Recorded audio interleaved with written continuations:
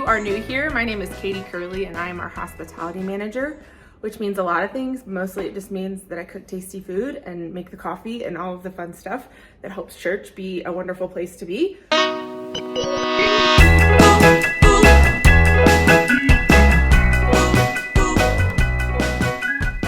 right, so we are going to begin some Amish friendship bread.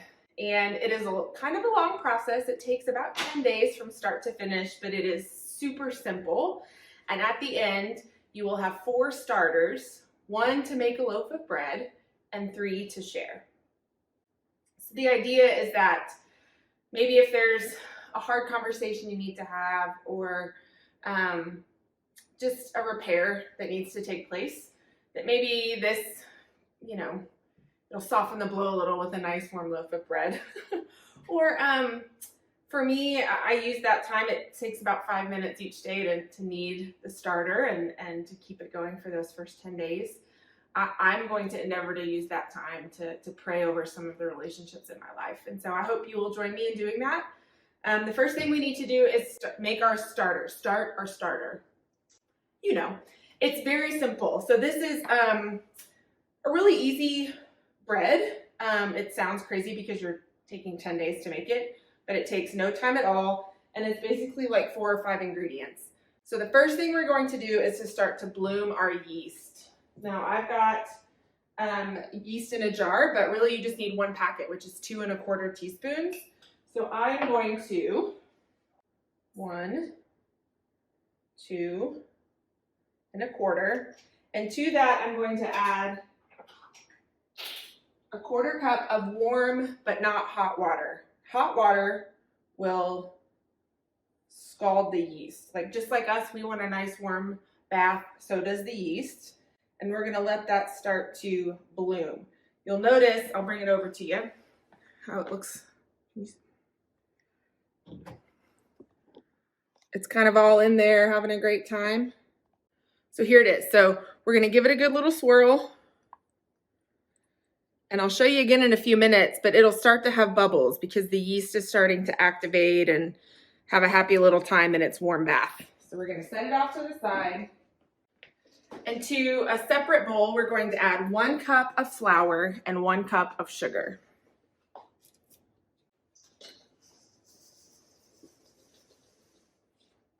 Couldn't find where I put the milk. All right, friends, we got bubbly yeast. We got our sugar and flour, and we have a cup of milk. So we're just gonna add the liquid to the dry. Give it a good stir. Try to get as many of the lumps out as possible. It's gonna be very thin, but that is okay. With a nice starter. So the next thing we're going to do is we're going to take 4 gallon-sized Ziploc bags. And we're going to divide our starter evenly into the 4 bags. So now that we've divided our starter into 4 bags, we are going to leave it on the counter for 10 days. Today counts as day 1. Day 2, 3, 4, we're going to take it and just massage the bag. That's gonna help stimulate the gluten, get some of the air out, help the starter do its thing, work its magic. On day 5, you're gonna take 1 cup of sugar, 1 cup of flour, 1 cup of milk, pour them in the bag, massage, mix it all up, and then you're gonna have, obviously, considerably more of the starter.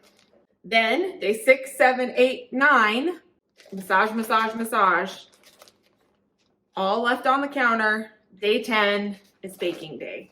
So I will be doing that over the next 10 days in my kitchen, and I will see you again soon for bread baking day. Well, welcome back. This many days later in the Curley house. It's a slow morning. It's Friday, Good Friday. And we are going to bake a couple of loaves of friendship bread now that our starter is done. So 5 days ago, I took our starters that were in our bags and I added flour and milk and sugar. Gave it a good stir back in the bags, and they've just been sitting on the counter since then.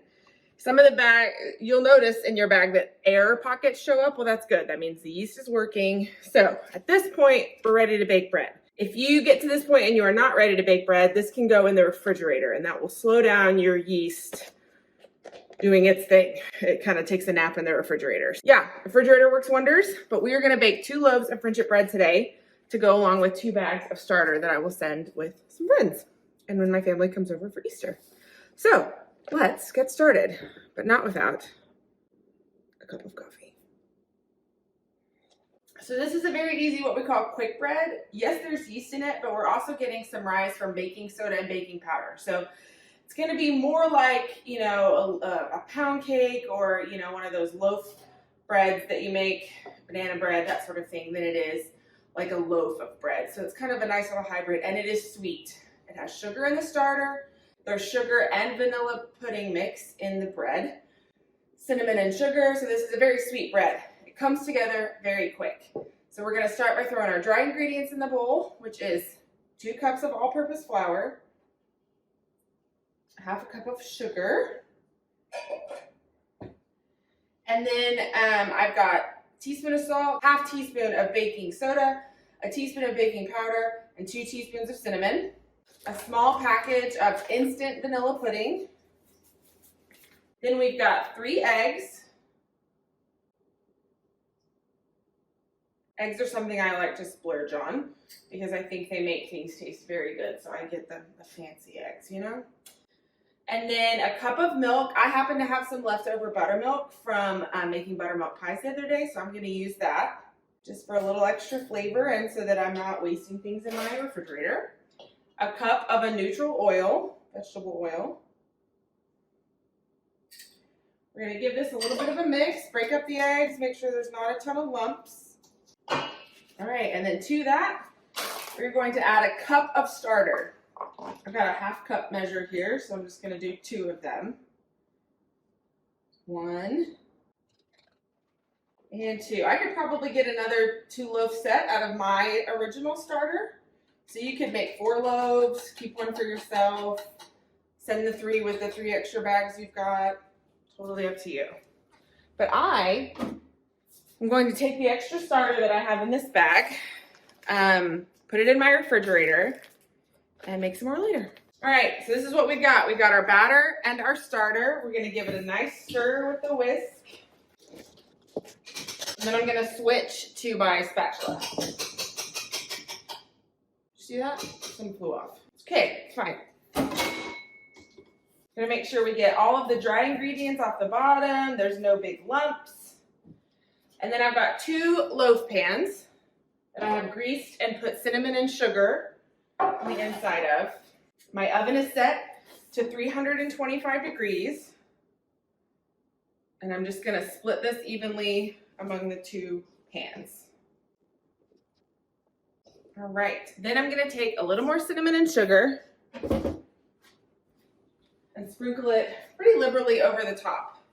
Now you could add chocolate chips, raisins, nuts, any other inclusion that you feel like might be nice. Have a little fun with it. You could do a chocolate pudding mix and make a more chocolatey loaf. It's all just, you know, up to your heart and your heart's desires. So into the oven, it's gonna take 40 minutes to an hour depending on the type of loaf pan you're using and what kind of oven you have, what kind of day it is, all the things. So I'm gonna check it in 40 minutes. We just want it to be cooked all the way through. So if we stick in a toothpick, it comes off clean and it'll start to come away from the sides a little bit. So 40 minutes, and I'll see you in a minute. It has been 40 minutes and our bread is done. I'll show it to you. So there it is. It's starting to pull from the sides just a little bit. So I've already turned one out onto a cooling rack, and I'm going to do the same thing for this one. I'm just going to kind of take this butter knife. I'm going to run it around the edges. And then I'm going to flip it over. Give it a good tap. Lift it up. And flip it back over. And let these cool all the way. Then you can wrap them in something you could send them if you're taking them to somebody. You can leave them in the pans, put those disposable foil pans, whatever you like. But these are probably gonna stay here, at least one of them, because we're gonna eat it. So that's what we're gonna do now. So I'm gonna get a sharper knife, like a bread knife that's got these little teeth that'll keep it from falling apart. And I'm just gonna give it a nice little cut. So because we've got that cinnamon, it's a nice cinnamony color. It smells really good. So you can serve it like this, or with butter, or with ice cream. That would be delicious. And there you go. Super easy. Really moist, really forgiving, customizable, and just a sweet gift to somebody. Let them know you're thinking of them. So anyway, that's all I got for you. Happy cooking, and I'll see you next time. Bye-bye.